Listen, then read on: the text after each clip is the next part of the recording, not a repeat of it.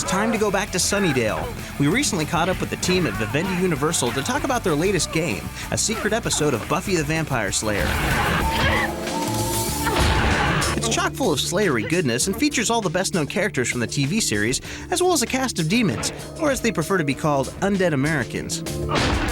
Buffy the Vampire Slayer, Chaos Bleeds, actually takes place in Season 5. We wrote it as a lost episode. And in this episode, Ethan Rayne, an old friend of Giles and a worshiper of the two-faced deity Janus, wreaks a little havoc amongst the Scoobies. He likes to think of himself as a sort of chaos magician. He's a very evil, selfish, greedy man, but with charm. And he basically strikes a deal with the First to set up a competition, and if Ethan manages to win the competition, the First will grant him all the powers of a Lord of Chaos. And if he loses, he'll wind up as, you know, some kind of like lickspittle somewhere in the depths of hell. So he asks Ethan to choose 5 contestants for this contest, and of course, Ethan chooses Buffy, chooses Willow, chooses Faith, Spike, and Ethan also wanted to choose Oz, but Oz is off doing his thing with the werewolf, so he chooses Xander instead. Just another day in the life of the Scooby Gang, sending another big bad to eternal damnation. But how do each of the gangs stack up? They all have their own unique strengths and weaknesses. Personally, I like Faith, just kind of does what she does and doesn't listen to what's right or wrong. Willow is obviously not the most physical of combatants. Her strength really lies in her use of magic. She can generate a miniature sun, which is fantastic for just frying all the vampires in the area. She can also create fireballs that she can send out homing after vampires and demons, which is another great way to get rid of those guys. And Xander, not much of a fighter, so he utilizes a lot of different weapons, axes, and baseball bats. And lastly, but definitely not least, you get to play as Sid, the demon hunter trapped in a ventriloquist doll's body. Sid, being that he's made of wood, has a certain amount of durability. He's also very small, which is actually the main useful feature of Sid in the game.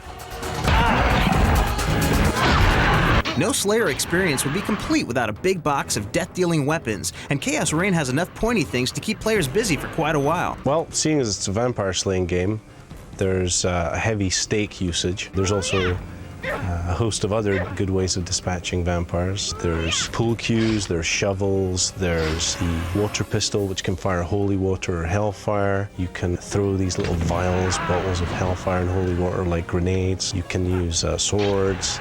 If I'm in the middle of a battle and I don't have a stake, I can look at a chair, or I can look at a wooden table or a signpost and say, hey, if I walk up and kick that thing, the splinters from that I can actually pick up and use as a stake.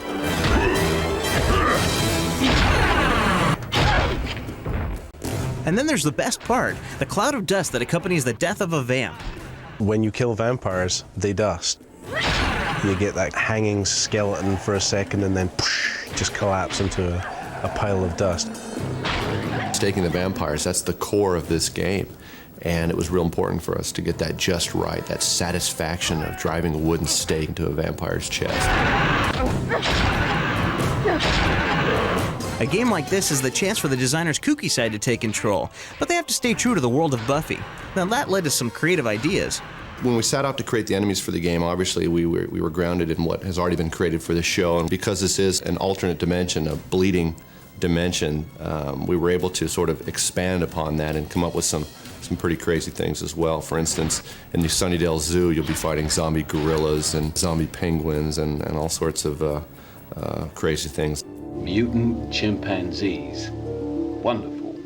What's next?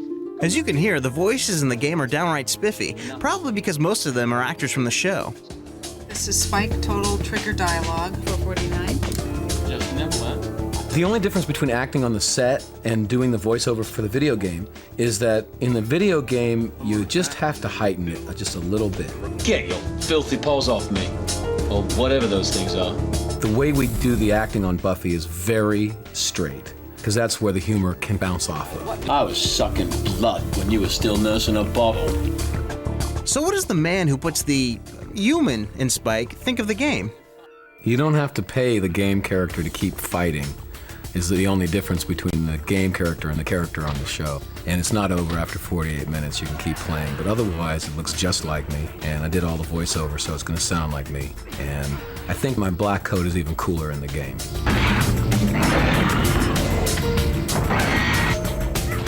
Taking on such a popular show can be a challenge for game designers, but the team at Vivendi Universal has given this game their all.